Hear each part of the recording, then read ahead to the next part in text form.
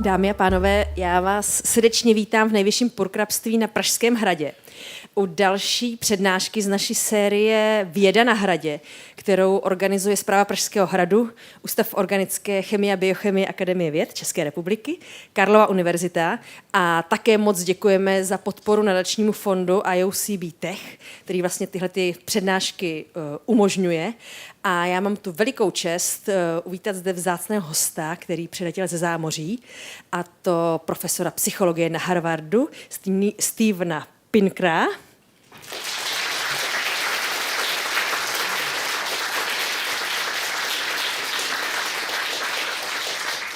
Máme opravdu velkou radost, že jste zde, a já bych předala slovo Zuzaně Válkové, která bude tak laskavá a pana profesora představí trošku víc v detailu. Děkuju vám.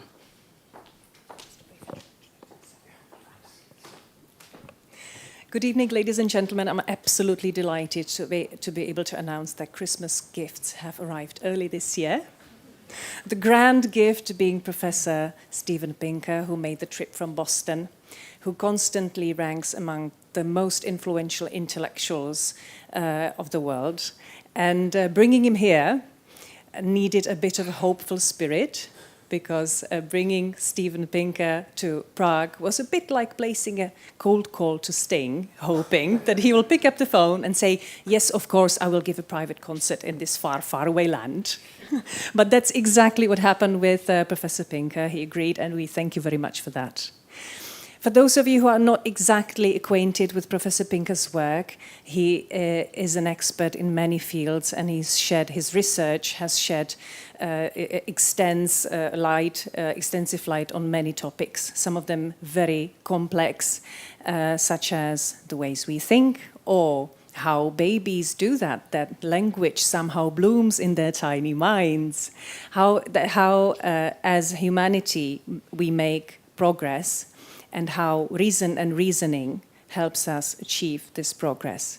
This is Professor Pinker's interest of the past few years, and I believe that we will learn more about the topic in his tonight's lecture. So thank you very much once again, and the floor is yours.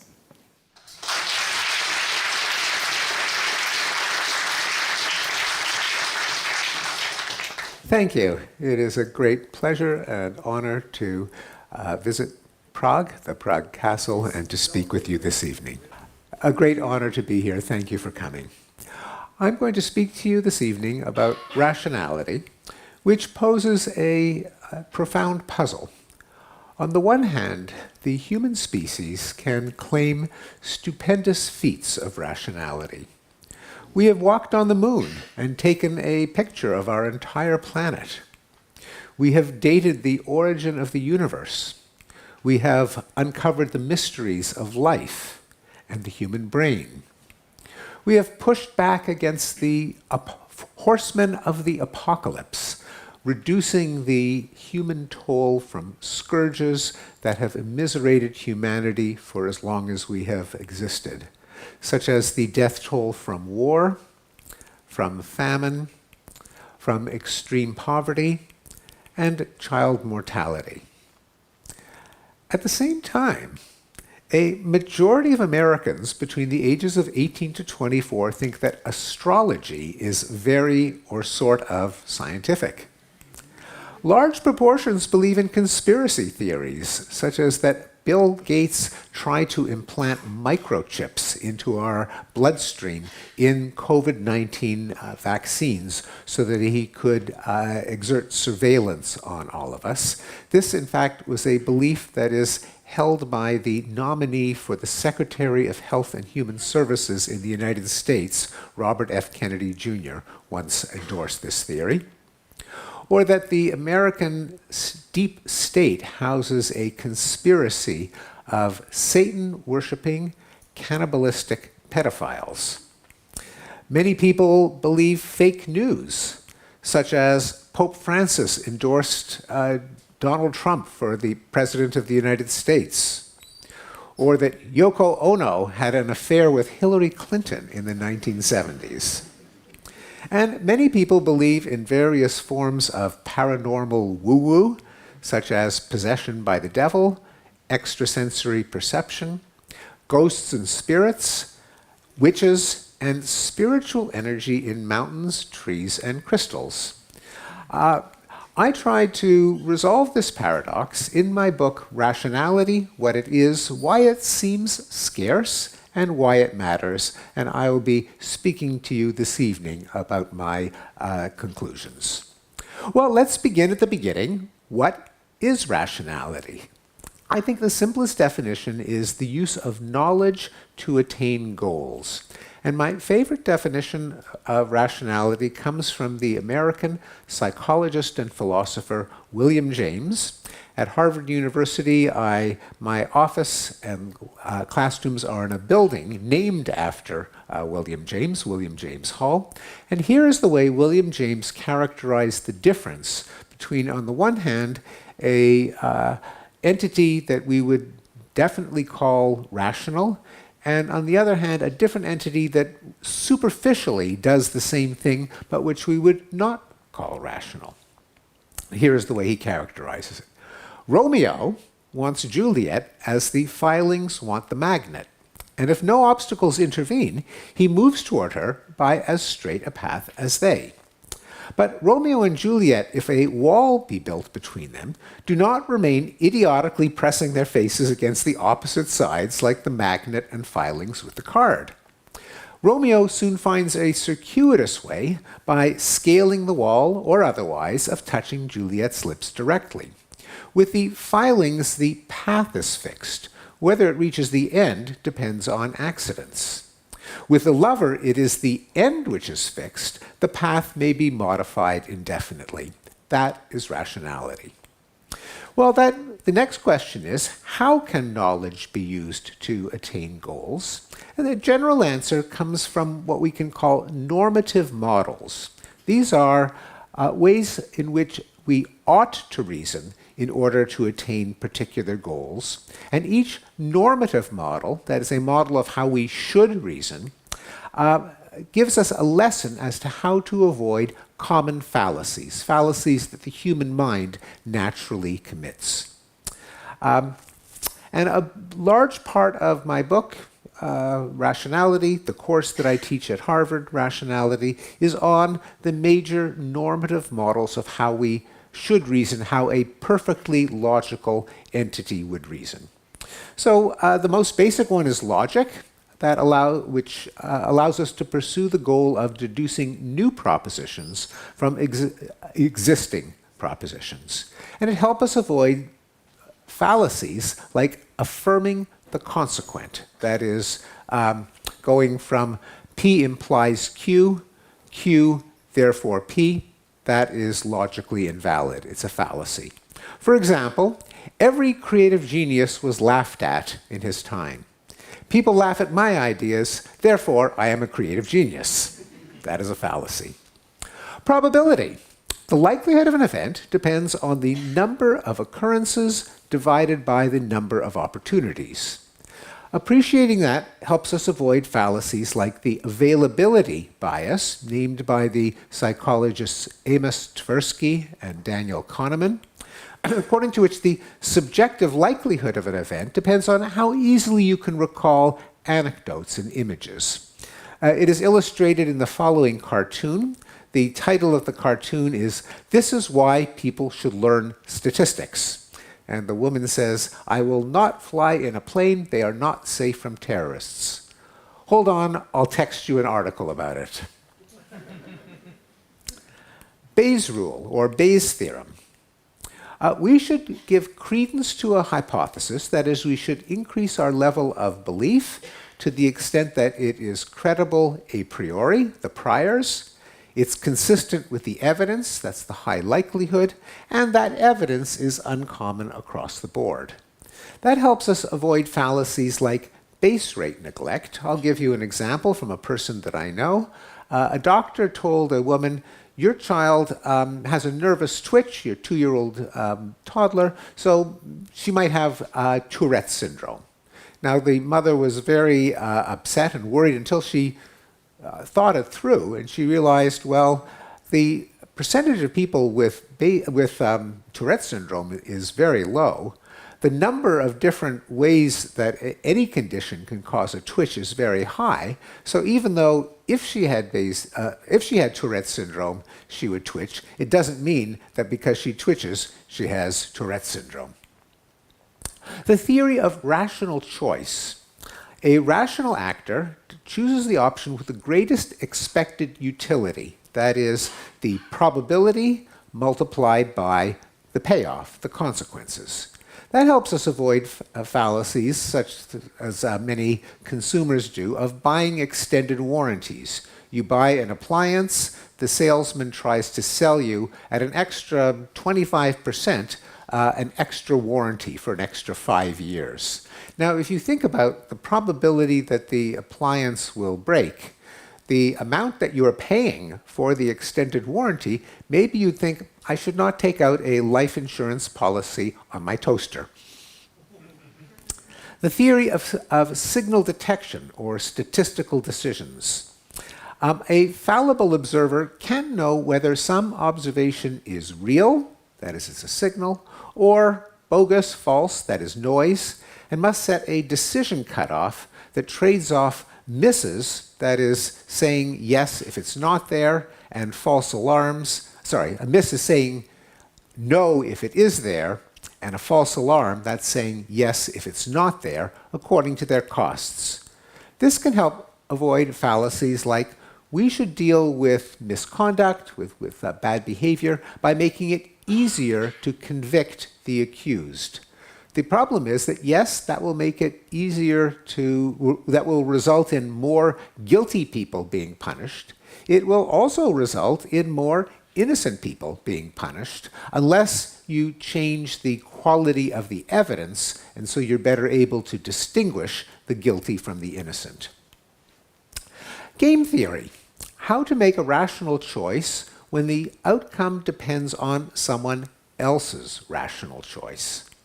That can help avoid fallacies like this one. The way to avoid climate change is to convince everyone that it's in their own interest to conserve, to not emit greenhouse gases, because no one wants to live in a hotter planet with more storms and higher sea level.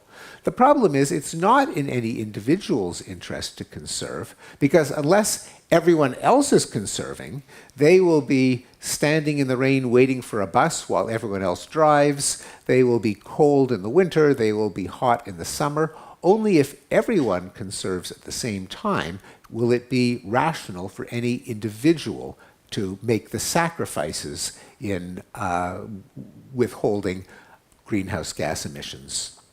Finally, the theory of causal inference. To distinguish causation from correlation, one must manipulate the putative cause, holding all else constant. That helps to rule out fallacies like failing to rule out confounds. Now, I'll give you an example from one of my favorite Jewish jokes. This is about a couple where the woman is sexually unsatisfied. And it is written in Jewish law that a woman has a right to sexual satisfaction in her marriage. So the couple goes to the rabbi. They explain their problem. The rabbi pulls on his beard and he says, here is an idea. Next time you make love, hire a handsome, young, athletic man to wave a towel over you and maybe the fantasies will help your wife achieve satisfaction. So they try it, and nothing happens. The earth doesn't move. So they go back to the rabbi. The rabbi strokes his beard and he says, well, this time we'll try a slightly different solution. This time we'll have the young, handsome man make love to your wife, and you wave the towel. So they try that, and sure enough, the wife has a ecstatic, screaming climax. And the husband says to the man, schmuck, now that's the way you wave a towel.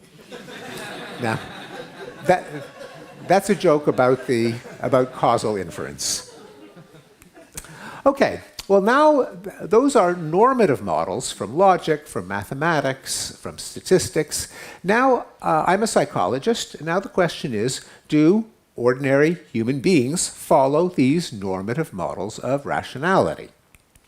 Let me try an example on you. Here's an example from logic. And this has been done in psychology labs now for 60 years.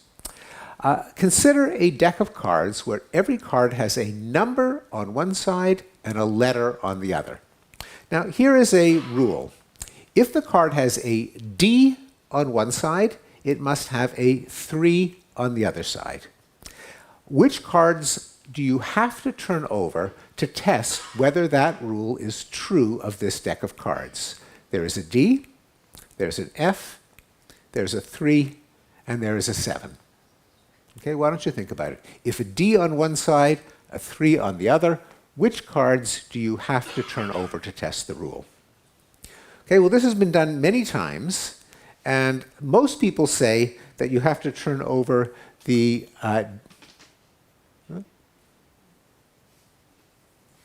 there it is, the D card and the 3 card. The correct answer is you have to turn over the D card and the 7 card. Why? Well, everyone knows you have to turn over the D, because if it did not have a 3 on the other side, the rule would be falsified. Everyone knows you don't have to turn over the F. The rule doesn't say anything about the F.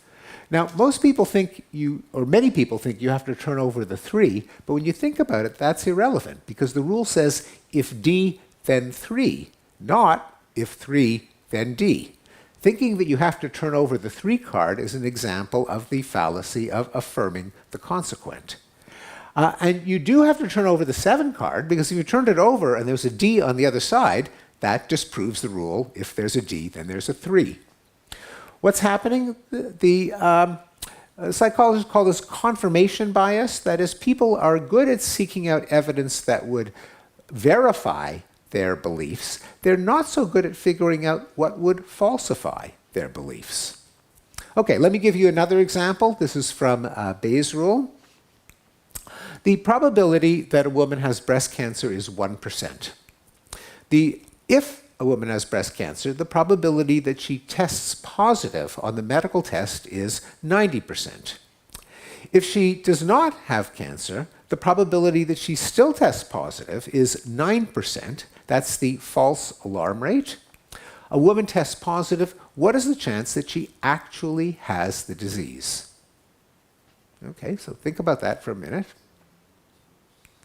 The most popular answer in a survey of doctors is 80 to 90%. The correct answer, according to Bayes' rule, is 9%. That's right, your doctor probably overestimates your chance of having a disease by 10 times based on the results of a medical test. What's going on? Well, this is sometimes called base rate neglect. That is, that people tend to ignore priors. In this case, the low percentage of people that have the disease in the first place, the 1%, and they base their judgment just on representative stereotypes. If you do have the disease, you probably test positive. People forget very few people have the disease in the first place, so most of the positives are false positives. I'll return to that. Well, so what do these fallacies show? Well, if we ask Mr. Spock from the original Star Trek series, he'll say, "I told you all along, humans are irrational." Not so fast. Here is a twist on the logic problem. If a bar patron is drinking beer, he must be over 21. That's true in most of the United States. You are a bouncer in a bar, and you have to enforce the rule. Who do you check? There is a guy drinking beer. Do you ask for his ID card to see how old he is? There's a guy drinking Coke. Do you ask for his ID card? There's a guy who's clearly over 21. Do you have to look into his cup to see what he's drinking? And then there's a guy who's clearly under 21. Do you have to look in his cup to see who he's drinking? Well, now everyone says, well, of course, you've got to check the age of the person drinking beer. You've got to check the drink of the person under 21. But this is identical to the card problem. If there's a D on one side, there is a 3 on the other. This time, everyone is a logician. Sometimes called the content effect. That is, people, yes, are illogical with abstract symbols, a D and a 3, but they can be logical with certain kinds of meaningful content, such as obligations and precautions. Let me now give you a twist on the probability problem. 10 in every 1,000 women have breast cancer. Of those 10 women, 9 will test positive. Of the 990 women who don't have breast cancer, about 89 will test positive. A woman tests positive, what is the chance that she has the disease? Well, now people think, okay, 98 test positive, 9 of those have cancer. All we know is that the person tests positive, 9 divided by 98, that's about 10%, a little less, 9%, they get the answer 9%. Notice that this problem is identical to the medical decision problem that I presented a few minutes ago. I've just changed the format in which I've presented the information. Now, 87% of doctors get it correct. Even a majority of 10-year-old children get it correct. The difference is that in the second case, I presented the same information in terms of natural frequencies, that is, a bunch of women, some proportion of them, versus single event probabilities. There is one woman, what is the chance that she has breast cancer? And probability has two meanings. It could mean proportion in the long run, or it could mean degree of confidence in one case. Now, in one case, the concept of probability is quite odd. Either she has the disease or she doesn't have the disease. What does it even mean to say there's a 90% chance or a 9% chance that she has the disease? Well, that's the natural way that people think about probability. And when they are given a probability problem that is stated in terms of relative frequencies rather than a single event, suddenly they think much more statistically. So a better conclusion about human rationality than Mr. Spock's conclusion is that people use ecological rationality. Now, ecological in this sense doesn't mean going green or hugging a tree. It means rationality as it was designed by evolution to work in our natural environment. So people can reason about content that's relevant to their lives, mixed up with their knowledge about the subject. People can estimate probabilities as they encounter sequences of events in their lives. People have more trouble with formal rationality. That's the contrast with ecological rationality. Formal rationality means using abstract rules and formulas that can apply to any content, to X's and Y's, and P's and Q's and D's and 3's. Formal rules are very powerful because you don't have to be familiar with the subject in order to reason about that subject. But formal rules are a gift of modern mathematics and science, and you have to learn them in school and consciously deploy them. That's what we are not so good at. Okay, well, if, as I have now been arguing, people can be rational, why does humanity seem to be losing its mind?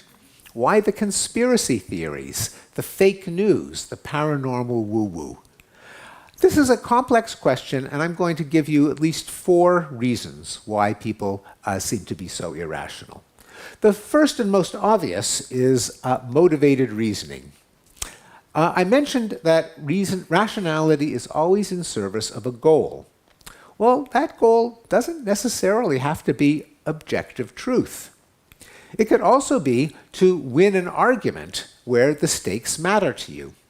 The American journalist Upton Sinclair once said, "It's very difficult to get a man to understand something when his job depends on not understanding it." The goal can be to show how wise and moral your group is, your religion, your tribe, your political sect, and how stupid and evil the opposing one is. This is called the my side bias, for obvious reasons, and it is probably the most powerful of all of the cognitive biases that cognitive psychologists and behavioral economists have documented. If you go to English Wikipedia and you look up cognitive biases, they list 200 different biases.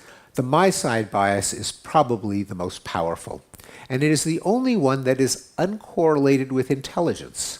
Smart people make these errors as much as not so smart people. In fact, if you're smart, you're just more ingenious at coming out with arguments as to why your side is right and the other side is stupid.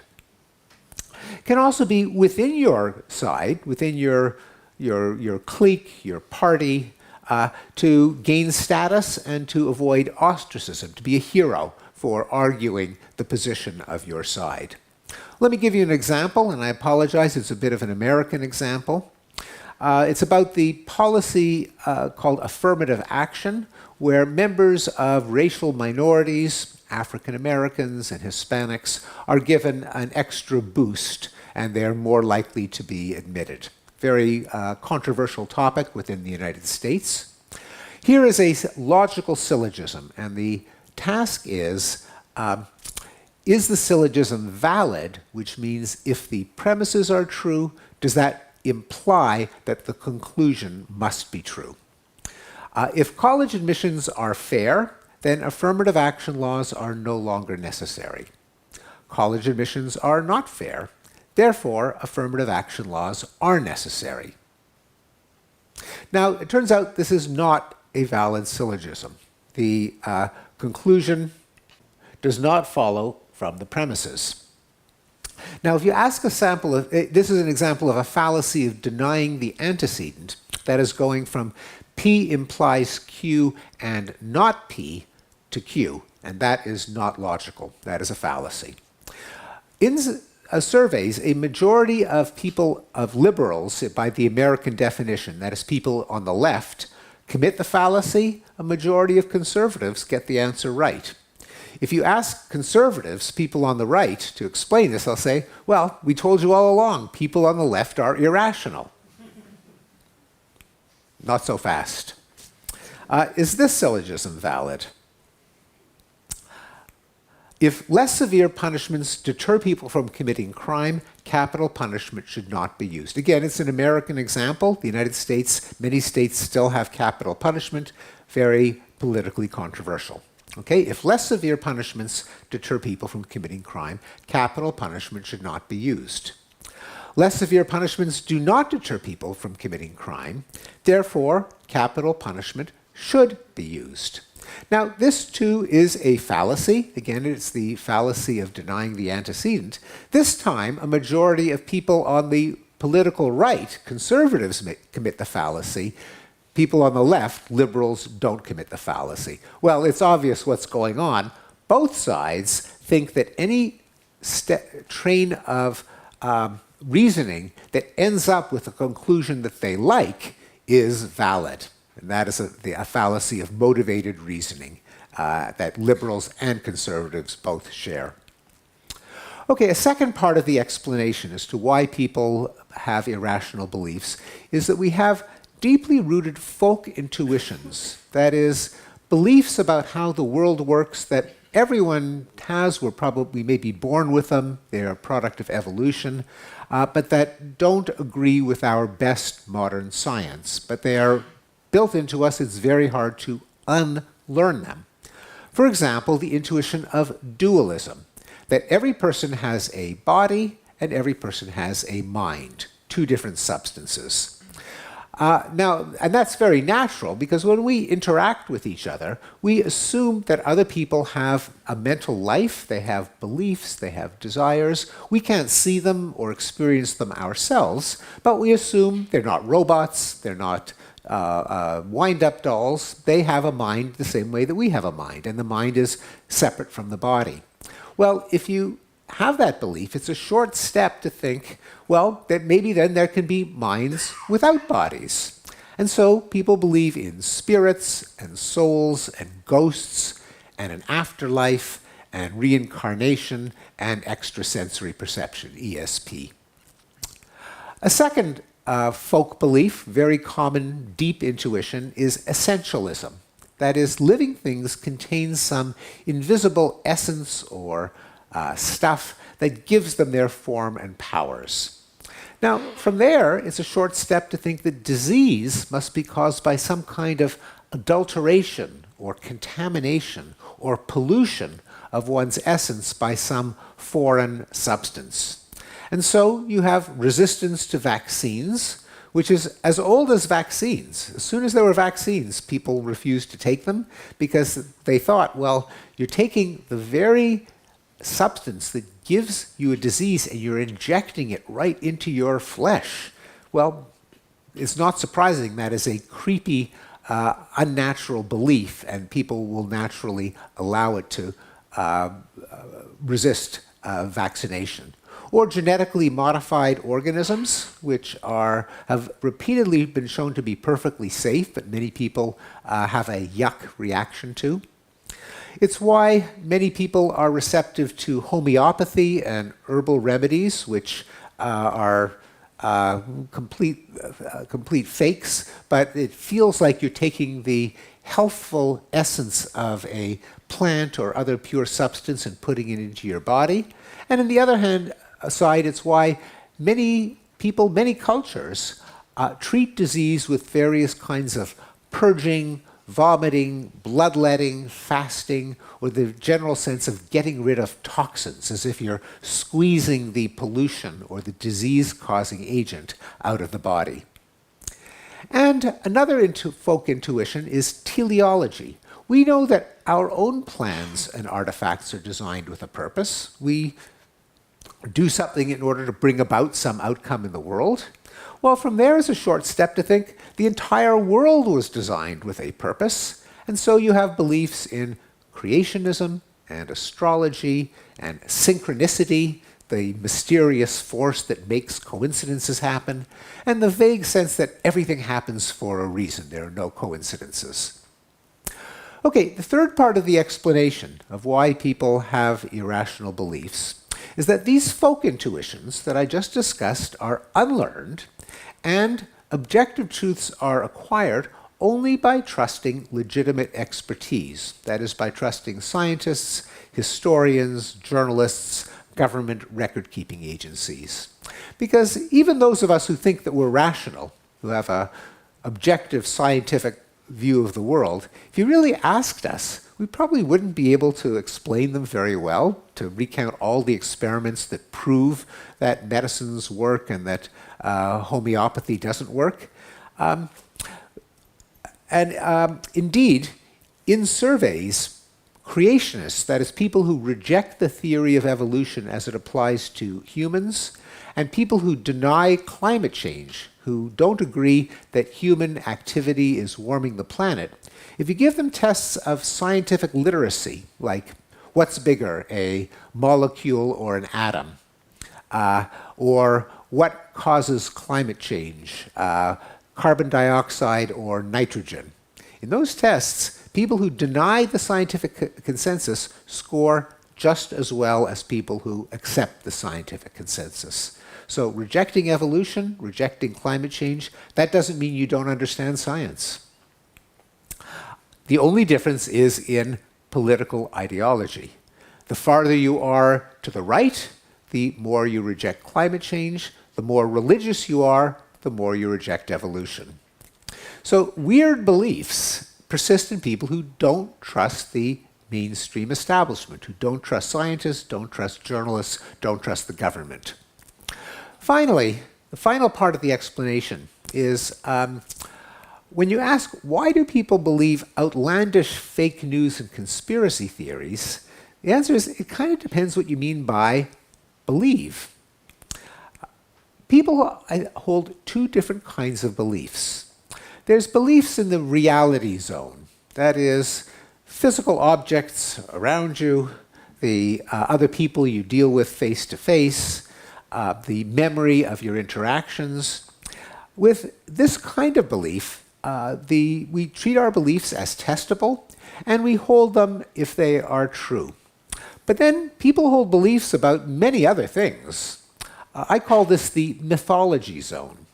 The distant past, the unknowable future, faraway peoples and places, remote corridors of power, what happens in the White House, what happens in the Royal Palace, what happens in 10 Downing Street, the microscopic, the cosmic, the metaphysical, the counterfactual.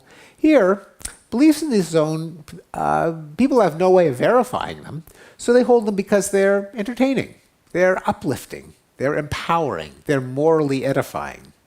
Whether they are true or false is unknowable and kind of irrelevant. You hold them because they make you feel good, they convey the right moral message. Because until the scientific revolution and the Enlightenment, there was no way of finding out the truth of statements like, how did the universe begin? How did Homo sapiens begin? What happened at the Battle of Hastings in 1066? So examples of the mythology zone are religious belief, and I know that the Czech Republic is a very irreligious, non-believing culture, so I think this will be, I expect the audience will be sympathetic to this, that many religious beliefs are not held for rational reasons, but they're held by faith. National myths, the great heroes and martyrs and saints who founded our great nation. Historical fiction, like the historical dramas of Shakespeare, and fake news and conspiracy theories are cases where it's not clear that people really are committed to them actually having happened, or it's just a good thing to believe. I'll give you an example, again, an American example. Before there was the QAnon theory of the pedophiles in the American deep state, there was a conspiracy theory called Pizzagate, according to which Hillary Clinton ran a child sex ring in the basement of a pizzeria in Washington, D.C., Cosmic Ping Pong Pizzeria. Now, how did most people who claimed they believed this, what did they do? They left a one-star review on Google Reviews. Like, the pizza dough was very underbaked and there were some men giving funny looks to my child. Now, that's not the kind of reaction that you would have if you literally thought that children were being sexually abused in the basement. Presumably, you would call the police. Likewise, people who say there is an all-powerful, evil government conspiracy that suppresses people for telling the truth. Where do they say that? They say it in street corners, they publish newsletters, they publish it on websites. They don't seem to be particularly concerned about members of this conspiracy shutting them up or executing them. They don't act as if it's true, but they claim to believe it nonetheless. So what does it actually mean when someone says Hillary Clinton ran a child sex ring? Here's a way you can translate that belief. I believe Hillary Clinton is so depraved that she is capable of running a child sex ring, and who knows that she isn't? Or perhaps a more accurate translation would be, boo, Hillary. That's what it means to hold that belief. So in other words, beliefs are expressions of moral convictions. Bertrand Russell once wrote, "It is undesirable to believe a proposition when there is no ground whatsoever for supposing it is true." Now, if you think that that's obvious, then you are very unusual, because the vast majority of human beings don't agree with this. They hold beliefs for many reasons, at least if beliefs in the mythology zone. This is a radical, unnatural manifesto. Well, it leads to the obvious question now: how can we become more rational? Well, first, I think the tools of formal rationality, the normative models that I discussed at the beginning of the talk, should become second nature. Rationality should be the fourth R, as we say, together with reading, writing, arithmetic, and rationality. There's a humorous American newspaper called The Onion, satire, that once conveyed this idea. CDC, Center for Disease Control, announces plan to send every U.S. household pamphlet on probabilistic thinking. Second, since we can't just count on education to make people more rational, because even though I'm an educator, I'm a professor, we actually know that as soon as the exam is over, students forget what they learned. That's just a sad fact. So the norms of rationality should be promoted just in everyday conversation. People should be more aware of fallacies like the availability bias, the my side bias, arguing ad hominem, that is, attacking the person rather than the argument. People should be aware of those fallacies. And norms like basing beliefs on evidence, changing your mind when the evidence changes, should be seen as signs of strength, not weakness. And perhaps most important, institutions with rationality-promoting rules must be safeguarded. In an institution, a group of people that follow certain rules, one person can notice and make up for another's biases. So even though many of us commit fallacies in our own reasoning, we're often very better at pointing out the other guy's fallacies. So when you have people that are together in a community, one person can point out what's wrong with the other. And they can make us collectively more rational than any of us is individually. Let me give you an example. This comes from the logical card selection task. Remember, if D, then 3, which cards do you have to turn over? Well, we know that when people try to solve that task by themselves, only 10% get it right. But if you put people in groups of 4, then 70% of the groups get it right. All it takes is for one person to see the correct answer, and they almost always convince the other 3. What do I mean by rationality promoting institutions? Well, there's science with its demands for empirical testing and peer review, democratic government with its checks and balances, responsible journalism with its editing and fact-checking, the judicial system with its adversarial proceedings. There's a prosecutor, there's a defense. In theory, academia with freedom of inquiry and open debate. And even Wikipedia, which is not 100% accurate, but it's surprisingly accurate because the editors are committed to neutrality and objectivity and sourcing, and they can correct each other's errors. If you compare it to Facebook, X, TikTok, not so rational. This means that the credibility and objectivity of rationality-promoting institutions must be safeguarded. Experts should be prepared to show their work, to show how they arrive at their advice, not just to announce it as if they were priests. Fallibility should be acknowledged. We all start out ignorant of everything, and everyone makes mistakes, has to correct their beliefs.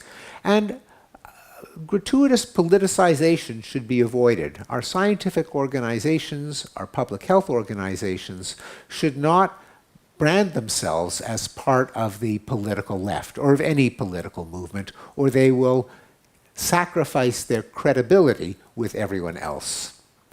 Finally, the last part of my subtitle, Why Rationality Matters.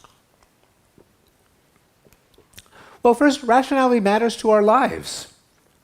Research has shown that people who follow the normative models, who are correct at puzzles of logic and probability and cause and effect, on average, get into fewer accidents and mishaps, have better financial and health and employment outcomes, and they're less likely to be swindled, to be cheated by medical or psychic charlatans. Rationality drives material progress.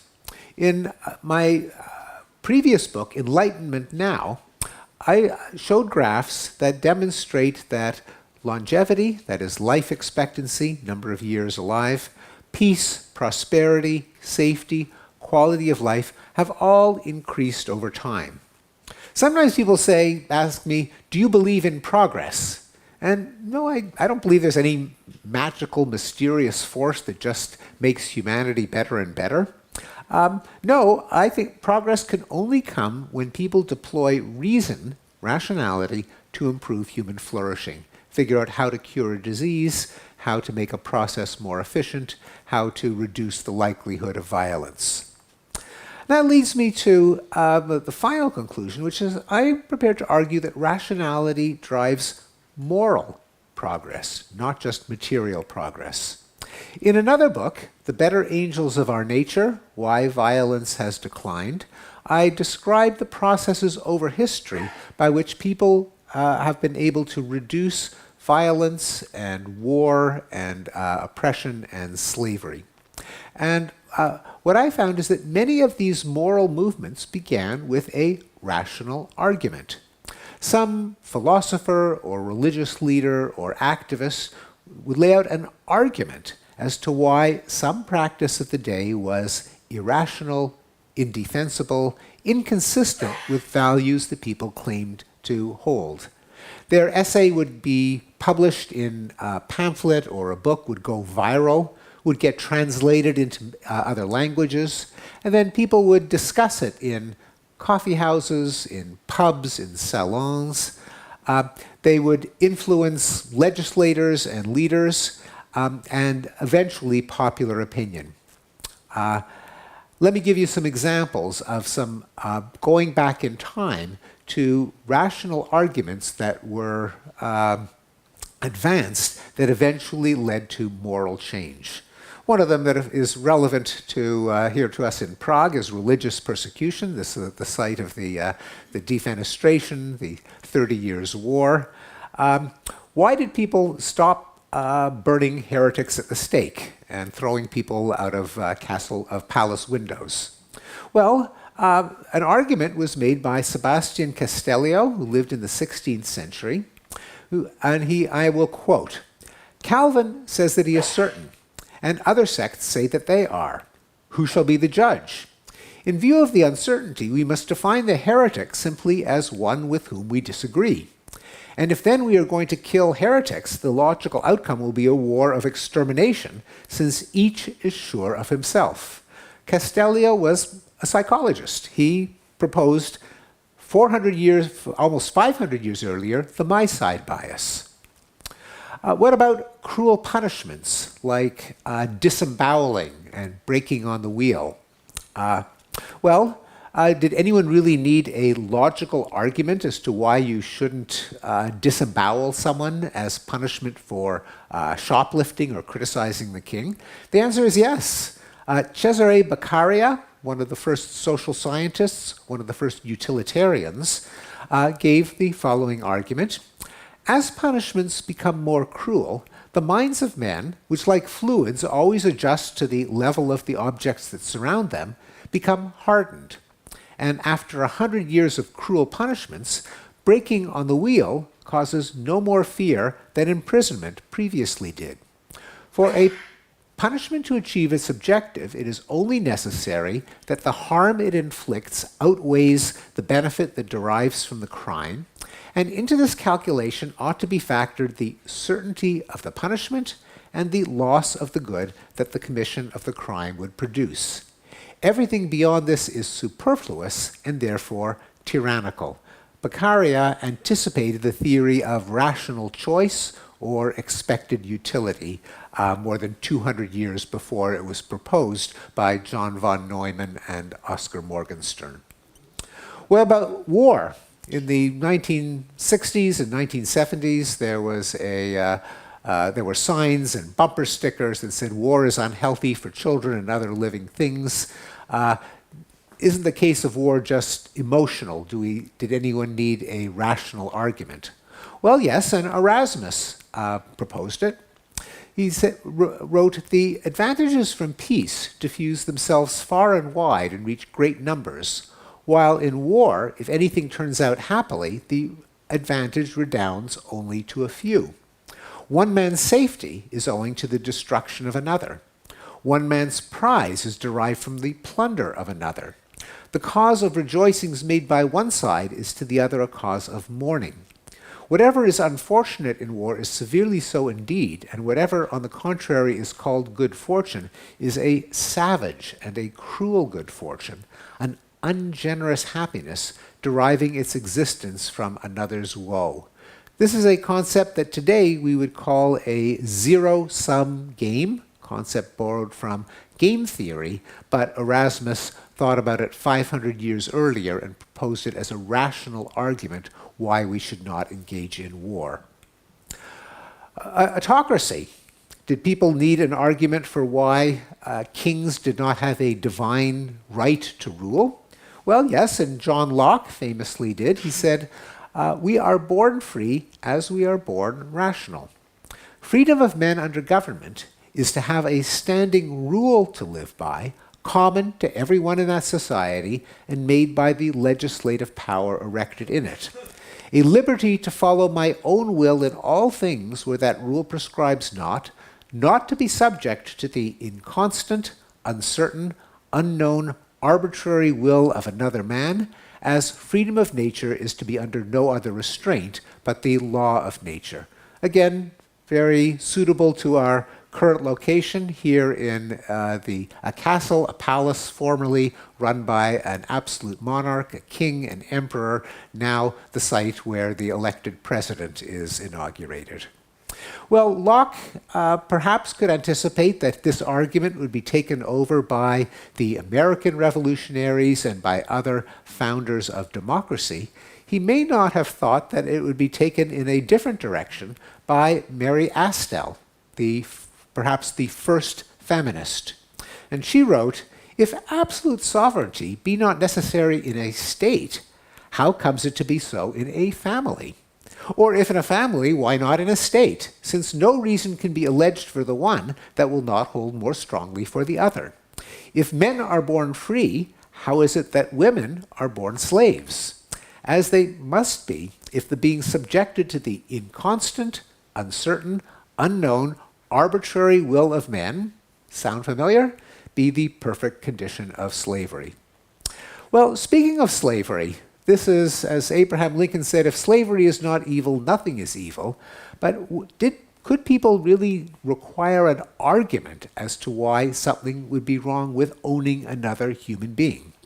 The answer is yes, and the argument was provided by Frederick Douglass, himself born a slave, who noted, "There are 72 crimes in the state of Virginia which, if committed by a black man, subject him to the punishment of death, while only 2 of the same crimes will subject a white man to the like punishment.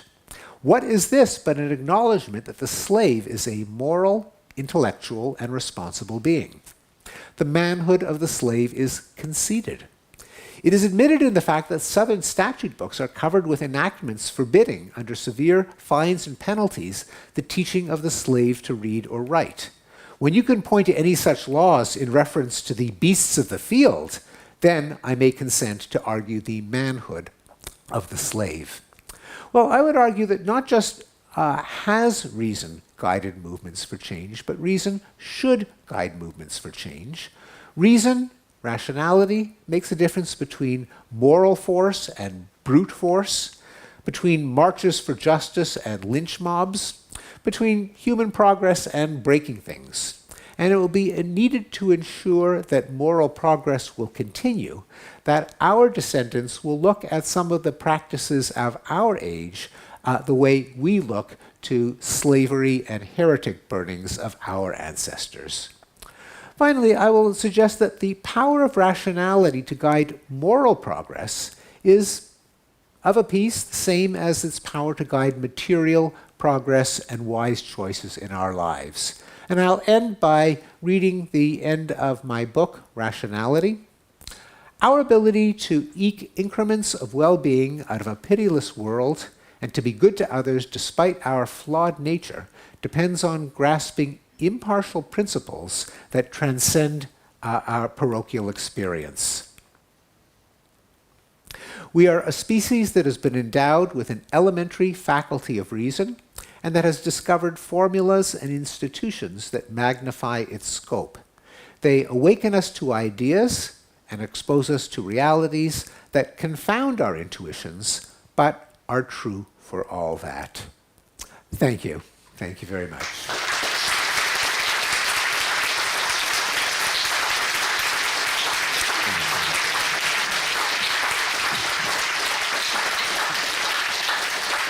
Thank you, Professor Binker, for the wonderful talk. And we will now take questions from the audience. So if you just show me, whoever wants to ask a question, I'll run to you with the microphone. Whoever. Well, thank you very much. So you've written books on progress, and in particular on how we don't burn witches anymore, right? So we don't maybe believe in them so much. And so my question is, how much evidence is there for the premise of, I would agree with all of the conclusions, but for the premise that the world is getting crazier today, if we were to condition on the available communication technology, which makes it maybe easier to spread crazy ideas, and also makes it more visible to the rest of us that people do indeed hold these beliefs. And again, we don't have to assume that the market for ideas works. So, is it that we just see this more now, or is it just easily explained by communication technology, or is it really that we have gone crazy? Yes. So some of it indeed is an illusion that is fostered by communications technology, especially when it comes to events in the world.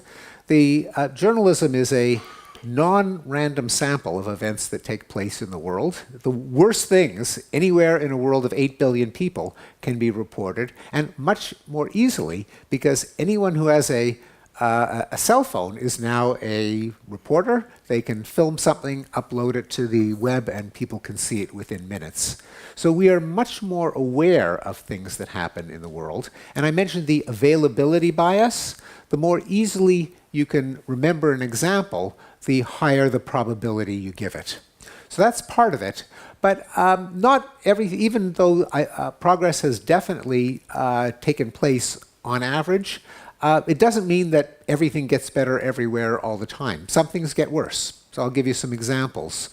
So life expectancy and extreme poverty, both of them took a hit during the COVID-19 pandemic. So if you plot life expectancy, it is hugely increased. For most of human history, people on average could expect to live 30 years. Now, worldwide, that is more like now 72 years. In Western countries, like the Czech Republic, it's more than 80 years. Now, if you look at the graph, it goes up and up and up. During the pandemic, it went down. But since the pandemic is under control, it's gone back up again, and now we're at a world record. Extreme poverty. That 200 years ago, 90% of humanity lived in extreme poverty. Today it's about 9%. Once again, the poverty rate went down. It went up a bit during the pandemic, and it has come down again. So the things getting worse during the pandemic, that was not an illusion. That was real. There are other things where it's gotten worse. It has not returned to our best situation. Still better than it was in recent history, but the last few years have gone in the wrong direction. I'll give you two examples of that. Democracy. So if you plot an index of democracy, it goes, and I hardly should not have to even say this here in the Czech Republic, which when I was a child was a communist dictatorship, and of course there was the Prague Spring, the Velvet Revolution. That was part of a huge increase in democracy. Then maybe about 10 years ago, it started to come down. And your neighbor Hungary would be an example, Russia, India, Turkey, United States. Still, it takes us back to the level of maybe 2000, nowhere near the level of when I was a student in the 1970s, when the Czech Republic, then Czechoslovakia, was behind the Iron Curtain, when all of Latin America, almost all of Latin America, was ruled by military dictatorships, when South Korea and Taiwan and Indonesia and Philippines were all military dictatorships, all of them democratic today. So the answer is mixed. In general, yes, objective indicators show that we have gotten better, not always everywhere every year. Sometimes things get worse. And yes, there is a psychological, a cognitive bias where it's very hard to appreciate that because journalism doesn't report year-by-year percentage improvements. If things get better 3% every year and it compounds, there's never a headline, and so people aren't aware of it. Also, if something doesn't happen, if there's some part of the world that is not at war, well, that's not a headline. And so, again, it doesn't feed into our availability bias, and people miss the progress that has happened. Thank you for the question.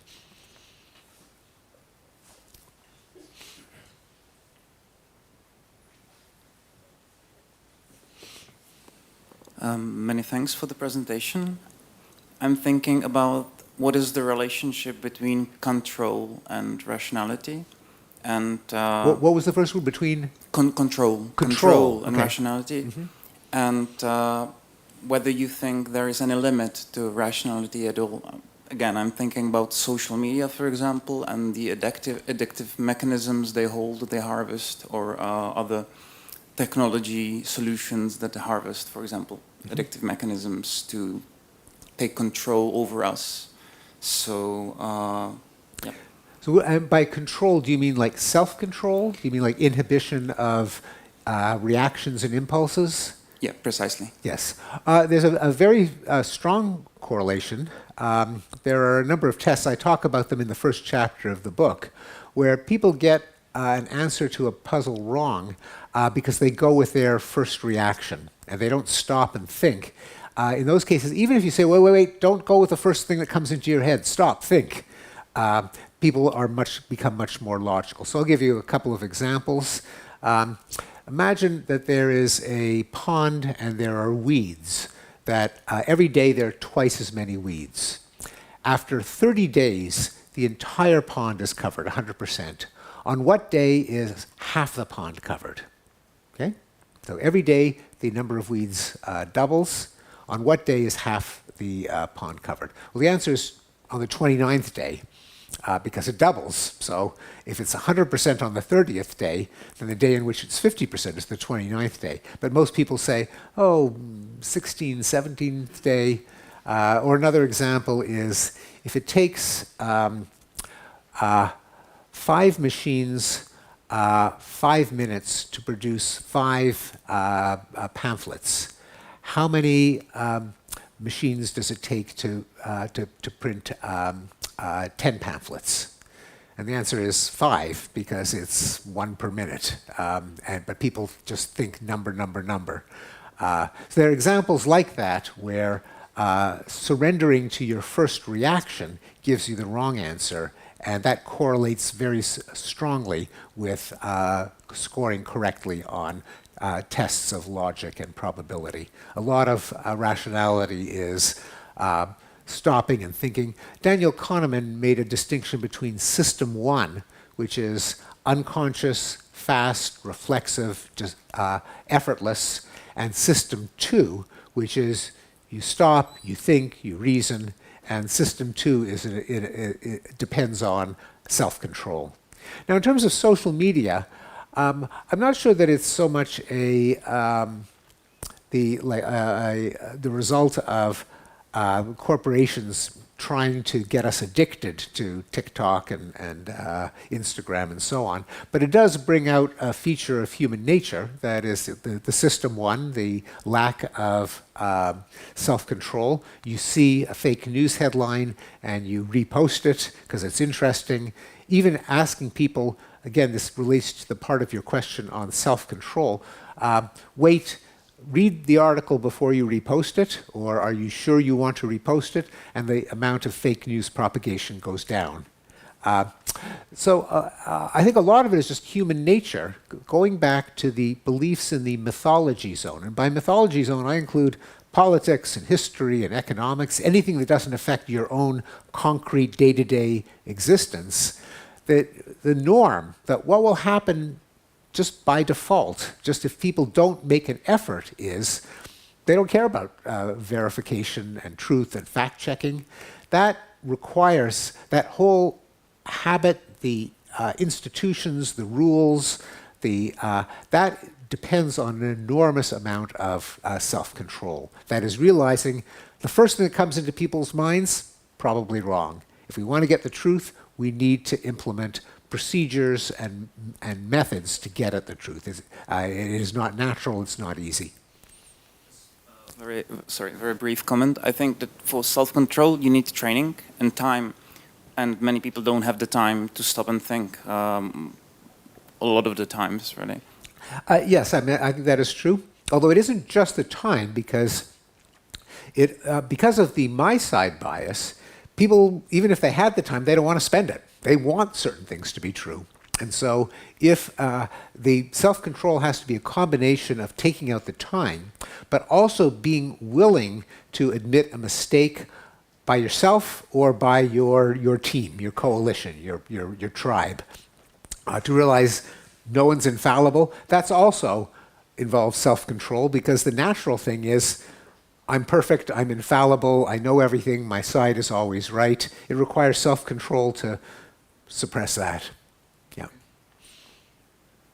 The French psychologist Hugo Mercier and Dan Sperber wrote a book in The Enigma of Reason, I think, in which they argue that the primary reason rationality has evolved is to so that we are able to justify our preconceived ideas, of which my side bias is an example, I suppose.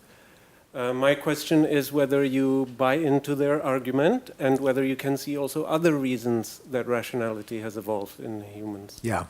Yes, and I've been very influenced by Dan Sperber and Hugo Mercier. In fact, when I talked about the distinction between beliefs in the reality zone and the mythology zone, I didn't have time to cite all my sources, but if you looked very carefully at the bottom of the screen, there was Sperber and Mercier, indeed. I think there is some truth to that we deploy our verbal step-by-step reasoning to show that we're right. I think it's a bit of an exaggeration to say that's the only thing that it evolved for, because it also, I think, evolved for us to survive in the world. The world obeys laws of cause and effect and logic and mathematics, and we are a species that can exploit the laws of cause and effect and logic in order to figure out how to survive and reproduce. And in fact, in my first chapter of Rationality, I addressed that indirectly by talking about rationality in the Kungsan of the Kalahari Desert, some of the world's last hunter-gatherers, and representative of the kind of way in which our ancestors lived during evolutionary time. And they engage in a lot of reasoning, not just to win arguments, but to figure out which animal left those tracks. Where did the animal go? Is it likely to be tired enough that we can chase it down? And they argue with each other. It's not enough to win the argument. If someone wins the argument and they're wrong and there's no animal that way, they won't be taken seriously next time. So rationality does involve convincing other people, but it also has to be aligned with reality. So I would argue. So I think I take it a little bit too far. Great, thanks. I wanted to actually ask a very similar question, but maybe I'd frame it the other way around. So you argued a lot for rationality, yet a lot of forms of irrationality emerge. So is it because evolution has some specific limits, and what form should that take? Or is it that irrationality is evolutionary advantageous in some way? So it's some of each. A lot of it is that the knowledge and institutions that make us optimally rational today did not exist for 99% of human history. There was no science, there was no statistics, there were no computers, there was no government record-keeping agencies, there was no mass journalism. And so rumor, conspiracy, myth is kind of all we had. So there was no choice. If there was no computer, there was no way to do complex calculations. If there was no experimental science, there was no way to discover that germs cause disease as opposed to evil spirits. There can be, so that's one reason. Another is that rationality has costs as well as benefits, costs in what we now call compute, that is memory and computational steps. And in many cases, it's too expensive to figure out, do all the mental computations necessary to achieve a result. It doesn't make sense to spend 30 minutes figuring out the best route home that will save you 10 minutes with a shortcut. So that's sometimes called bounded rationality, namely the costs in memory and computation time and information. There's a third case where if you're in negotiations with someone else, this is where game theory comes in. Sometimes the more irrational party can win in the negotiations. So someone who is stubborn, someone who just won't listen to reason, can sometimes win the conflict. An example would be in the game of chicken, which is where two teenagers in cars drive at high speed toward each other on a narrow highway, and the first one who swerves is the chicken and loses. He is humiliated. He loses face. So how do you win at a game of chicken? Well, if you lock your steering wheel and you put a brick on the accelerator so you can't swerve, the other guy has to swerve. Now, that's a crazy thing to do, because if both do it, then they'll crash and they'll both die. But if one person is irrational, they can sometimes prevail in a conflict. That's sometimes called a paradoxical tactic, and there are various theories that Richard Nixon and Donald Trump and Kim Jong-un try to convince the world they're crazy so that other people will cede to them, will give way. Perhaps even religious fanatics. You can't talk them out of their religious belief. If they really believe that they have a sacred cause, they're less likely to accept a compromise. So those are limited areas in which some amount of irrationality can be a strategic advantage. Jan Korvelinka, Prague. I have a follow-up question to that. Right now we are really facing, in my estimation, a crisis in rational thinking, and we have to do something about conspiracy theories concerning vaccines, for instance, and rational therapies and so on. Is the rationality a right way to combat those ideas? Should we involve more emotional approach, empathy, or perhaps storytelling? Because we are clearly losing the war, and we should do something about it. Yes, I mean, we could fight their stories with our stories, their emotions with our emotions. So yes, as a tactic, as rhetoric, as persuasion, as politics, we should use every tool, every weapon possible. Ultimately, the rational argument has to be there, and it's important that the sources of rationality. When we say, "Well, why don't you listen to the doctors and listen to the scientists?" If the other side says, "Well, why should we listen to the doctors? They're just a bunch of left-wing political activists," and sometimes they're right. That's a problem. Or maybe they're just they're trying to exert power and don't really have good evidence or arguments. So they really have to have them. And we now know that some of the arguments that during the pandemic many of us thought were irrational, turns out the advice from experts was not correct, like plexiglass barriers, social distancing, many things that keeping children out of school. It was premature, confident pronouncements by scientists when the scientists themselves did not really have rational evidence on their side, but they spoke with too much authority. So part of it has to be to regain the public health experts, the doctors, the scientists, the government officials have to protect their own credibility by giving their arguments, by admitting when they're wrong, and by depoliticizing, making sure that it's not just people on the left, but also they have spokesmen on the right who say the same thing. That's true in climate too. If everyone who says that human emission of carbon dioxide is warming the planet, if they're all on the political left, then anyone on the political right will say, well, it's just a political message. We need to get people on the political right as well. That's part of the answer. But it's not. But you're right that we also need we need rhetoric, we need narrative, we need storytelling, we need emotion.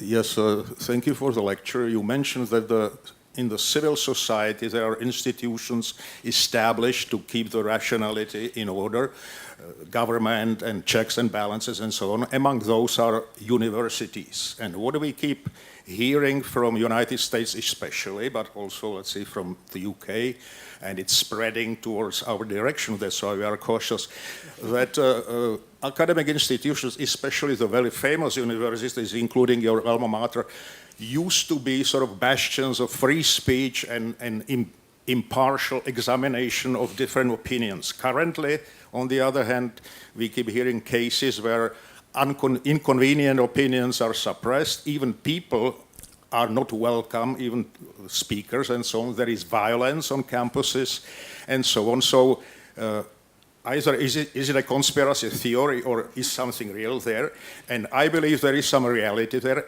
What would be your suggestion in a rational, civilized way to restore the university level of impartial, in-depth discussion? Because this is how, as you illustrated very well, this is how the human progress was achieved. And currently the heretics, they are not burned at stake, fortunately. But you can be professionally destroyed, you can be debanked, you can lose your job, and professionally you are obliterated. So what would be your suggestion? You keep your tenure. I don't know how safe you are, but you know, I think it's a real problem, especially we are talking about rationality, human inquiry, and future.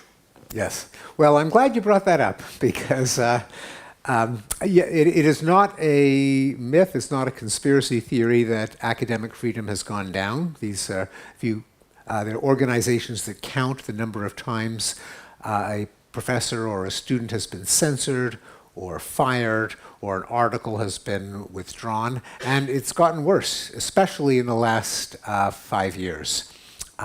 Now, I teach at the United States' most famous university, Harvard University. Whatever happens at Harvard, it's in the New York Times, it's in the Wall Street Journal, it's probably in newspapers in Europe as well. So I'm pushing back by, I co-founded and co-lead the Council on Academic Freedom at Harvard. And now there are other ones at Yale, University of Toronto, Columbia, where we try to push back. We make the case that progress depends on freedom of speech. We will defend someone who has been personally attacked based on their opinions. We have some speeches and symposia on academic freedom. We try to change policies in the university to foster academic freedom. So we've just begun, but I think this is important to safeguard the credibility of our universities. And because universities, graduates of universities go on into government and politics and corporations and nonprofits and the EU and the UN, it's important what happens at universities. So I very much agree that the threat is real and that we have to push back, and I'm trying to do it with my colleagues. Yes, thank you.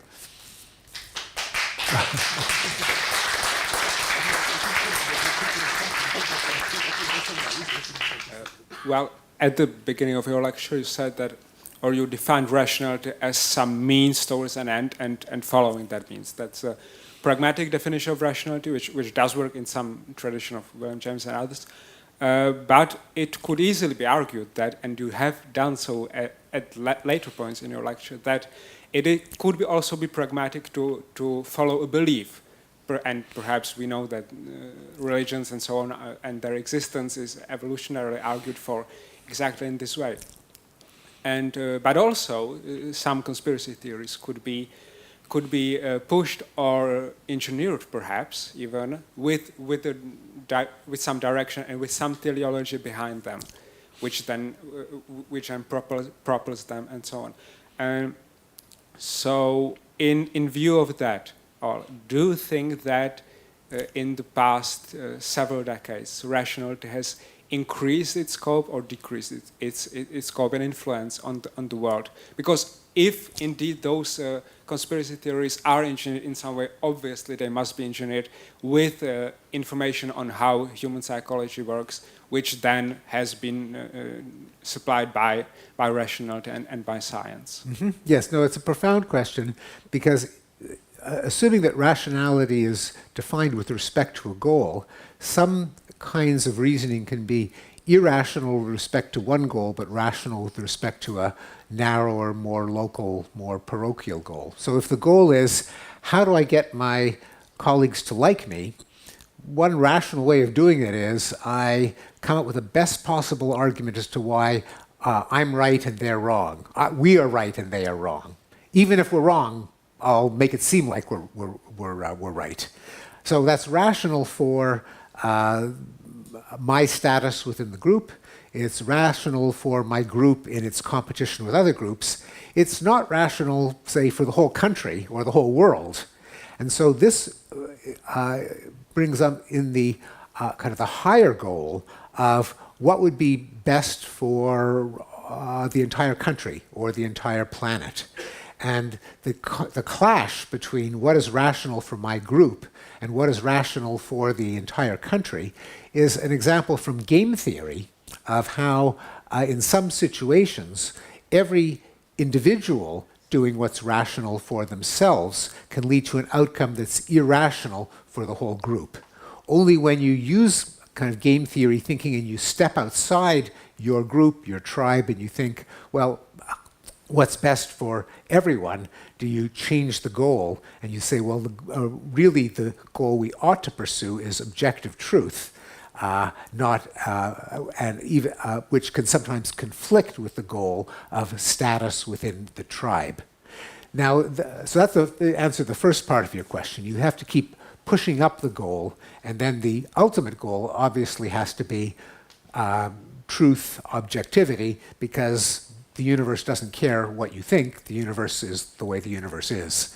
Now, in terms of could it be that, say, some of the irrationality that we see comes from this more local, parochial rationality deployed better and better, say, by political strategists? That might be true in that someone who's figuring out, the political consultant who's figuring out, how do I get my guy elected? How do I get my guy elected? Well, if I release this misleading bit of propaganda, it may not be true, but what I want is my guy to be elected, and it will help my guy be elected. It's possible that political consultants are getting more rational at that sub-goal, even if it's less rational when everyone does it. Just like it's rational for me to burn gasoline in my car, it's not rational when everyone does it. So you think the solution is some kind of shared rationality rather than, and that only a shared or communal rationality can save us rather than the parochial one? Yes, I think that's right. I mean, ultimately, so that it's some kind of universalist conception of rationality. Yeah. Now, of course, we know that's facing a lot of opposition. That is. We've got Brexit. We've got countries withdrawing from international cooperation, and I think that's a bad thing. Yeah. Thank you. I'll take one last question. Thank you for your talk.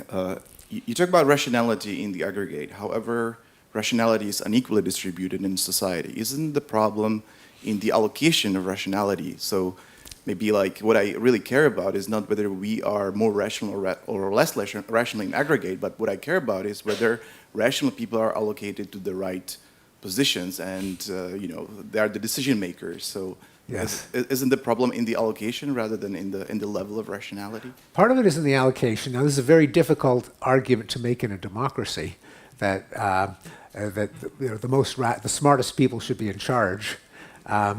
It may be true, but in a democracy, there's no way to guarantee that will happen. But it isn't just that the most rational person, that is, we don't necessarily want a kind of rationalist king,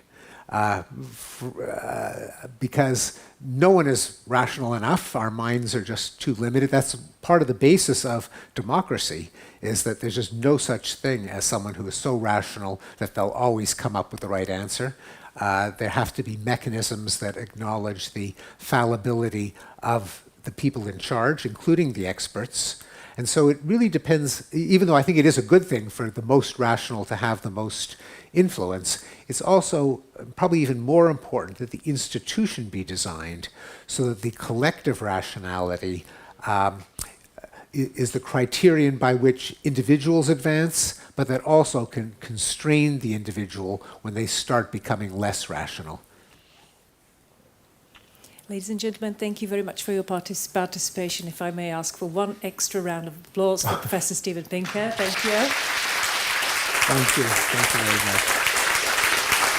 Thank you. Thank you. Thanks so much.